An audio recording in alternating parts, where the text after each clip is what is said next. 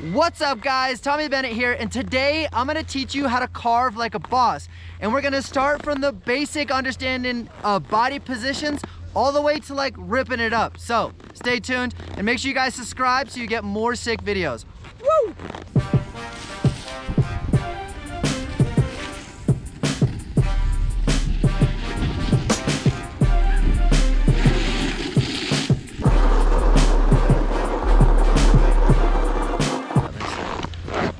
All right, so when it comes to carving, it can be really complicated, kind of nerdy. So what I've done is I've grabbed one of my snowboard athletes. Hello! Steph is here and she's gonna help me with this carve tutorial. What's awesome about this is I'm gonna be able to coach her and talk to you guys through this process, and even better, I'm gonna help her like get better at carving. So it's a win-win for all of us. So the first thing we're gonna talk about is defining what a carve turn is. So let's define it. Okay, in your own words, what is a carve? Blah. Like when you're coming around and you gotta hold an edge really strongly and kind of come across the hill, and yeah, making sure you got that strong edge as you go across. Awesome. I'm not sure if that's it. That's what I think it is. All right, so I'm gonna get really nerdy with the definition. When it comes to a carve turn, essentially the nose of your snowboard is leading the way and your tail of your snowboard follows the exact path. I did not know that. Now, when you have that exact path, essentially you're gonna make a slice in the snow. So if you look back at any time, you can see, is your board slicing the snow or is it more like spreading peanut butter across a sandwich? That's a good indication. So does that make sense? That makes sense, and I get that. It's so satisfying when you get like the really strong like the line, you look at it and you're like, yes. Boom. All right, so real quick, we're gonna talk about some applications. Why the heck do you even want to be able to do a carve turn anyways? So, Steph, give me some ideas. Where would I ever use a carve turn? It's really good in the park for when you're jumping and like spinning, because it teaches you to hold a strong edge off the takeoff and not wash as you're coming off. So, you would be using carve turns when you're in border cross, when you're hitting a jump, when you're just wanting to be able to turn without losing speed, half pipe, and then if you're going up to a rail or going off a jump. I already said jump, but a jump. Oh my God. All right guys, so let's talk about body positions real quick. So make sure that your shoulder, your hip, and your board are all pointed in the same direction, okay? So be in a stacked position. So where's your shoulder at? Not there we that go. way. Yeah. Yeah, exactly. All right, so now that your shoulders, now that everything is nice and stacked, what I want you to think about doing is pressing both of your shins against your boot equally while kind of squeezing your glutes. Kind of rock up a little bit on your toe side edge. Yeah, can I see that? I'm gonna have you keep doing that. Keep going. Now, what's sick about this drill is we're able to find that body position without the crazy consequences of mobbing down the mountain. Now, she can do that 10, 15 times, find that body position. So what we're gonna do now is we're gonna do a toe side traverse. We're essentially gonna take this very exercise and put it in a simple form, which would mean we're going across the fall line, just trying to find that balance of that edge point. The goal for Steph is to make a perfectly sliced line in the snow and be able to hold that position for as long as possible. Do you think she can do it? This is so much pressure. Yes. Don't let me down. I gotta go. All right, so Steph, you're gonna be going across the fall line from this side to that side. Now, the number one thing you guys gotta pay attention to is watch out. Not the people, don't hit the people. For all these people, because we'll be traveling across the fall line, and so people are going straight down, we're cutting across, watch out. Slow down at any point, make sure you're not getting wrecked, just slow down, do it again. Start on her toe side edge, and you're just gonna go like this. Literally do this.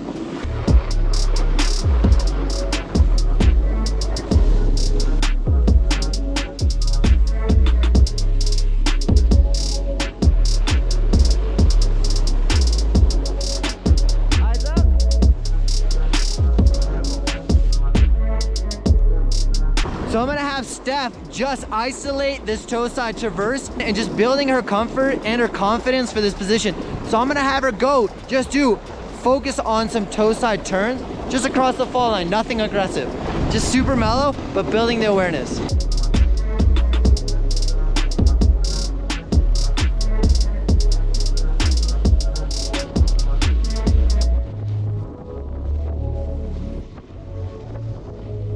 All right, so what is one thing that has really helped you with this so far? Squeezing my glutes and then pushing them forward, because then it kind of forces me to be upright but still bending my knees and on my edge. Woo! Now we got to do the heel side. So essentially when we're on heel side, we want to be in that same stacked position. This time we can actually feel the back of our boots pressing against our high back to help us get edge angle. The other tricky little sneaky thing that you can do is lift up all 10 of your toes up. That's gonna help get more edge angle. So we're gonna do the same thing where I'm gonna have Steph go across the fall line, just becoming aware of that position so that she can fine tune it, and then we can get more gnarly and advanced with it, but nail down the basics so that it's muscle memory. All right, let's do some heel side.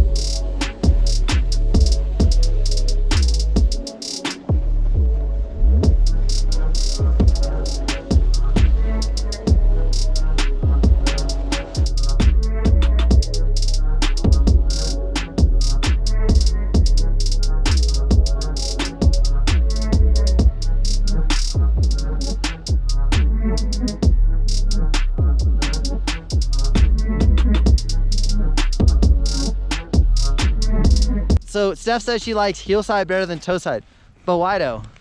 I like heel side because I can feel all my toes like come up against my boot, and to me it feels like I have a bit more control because I can really control them coming up and down as I go across the fall line. So that's why I find heel side easier, because it just feels more controlled. But, yeah. So we had Steph just do traverses, heel side, traverses, toe side. What you can start to do, I'm gonna draw in the snow. This is what we're trying to do. Traverse, and then come down here and traverse. The next thing that you can do is you could traverse, and then right here to right here. From that point to that point, you can just do a nice turn, a nice skidded turn, and then start linking them together. So you're gonna go traverse, skidded turn, traverse, skidded turn. So it looks like this. And then it goes. Does that make sense? So Steph was doing that naturally. Why I think that was awesome, she was able to manage her speed and not go super fast, but she was in control the whole time. But she was starting to link her runs, her turns together. As she gets confident with those, she's just gonna stay on that edge for the whole entire time. Hey, let's do some full-on heel turn, or carvies? Carvies? All right.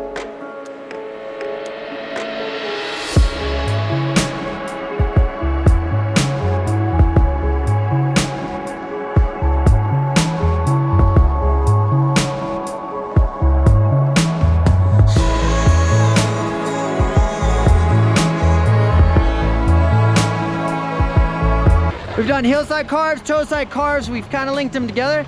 Now I'm gonna show you guys some more dynamic, like where carving can actually go. So I'm gonna have a little fun and show you where we could go with carving.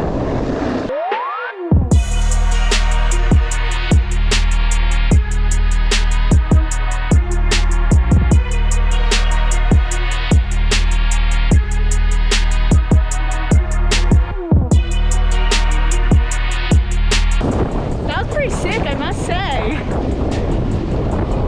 Guys, look how pretty it is. It's so pretty today.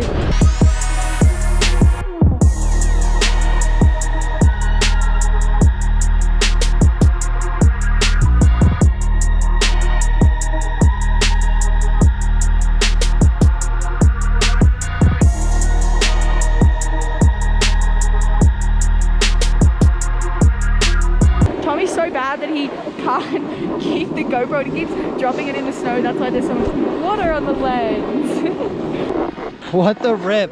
So I did a trick, spun it so hard the GoPro was like, goodbye. Hey, see ya. See ya, I don't like it anymore. Hey, solid day. Yeah. That was fun. Productive, fun. LOL. That got real awkward because I was like talking to myself, and then these people just stopped by me and I didn't know what to do. So I don't know where I was. How you doing? Woo! After you've been carving for about a month, you're gonna be able to really fine tune where your weight is. You can get away with having more pressure on your front foot as long as your back foot is connected to the ground and it's still slicing the snow. If you're just leaning super far forward and you're not getting that connected to the snow, then you're not really doing the carve anymore. But if you get really good at keeping that back foot connected, you can actually apply more pressure to the front of your boot and front of your board and get a sharper turn. It's actually pretty sick. So I'm gonna show you guys some examples of that. And guess what? I just found the legend himself. What? Tommy Bennett? Are you Jonathan? I watch your YouTube. I watch your YouTube. You guys should subscribe to mine, and you guys should subscribe to his. Let's go. Dude, you better subscribe because he puts out vlogs every single day, 365 days a year for the last 19 years. It's crazy. And Tommy's gonna teach you how to carve. What? What?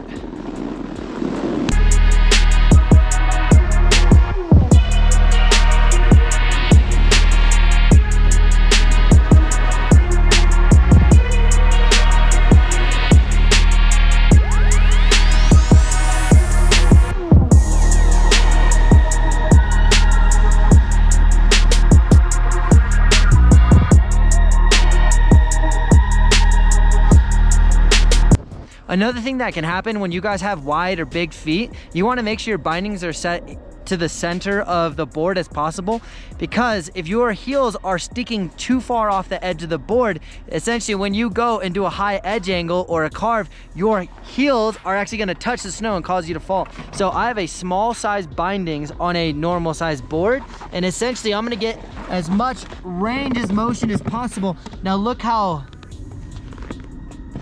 far I can go before my heel would actually touch. That allows me to get a really gnarly carve in without falling. So if some of you guys are touching the snow with your heels as you do a hillside carve, that's gonna be an issue. You may heel cup out and fall over. So I would suggest getting a wide board or making sure that your bindings are centered to give you as much room as possible. So there's another hint for you guys. All right guys, so on that note, we are out of here. If you guys want to pick up, actually check this out.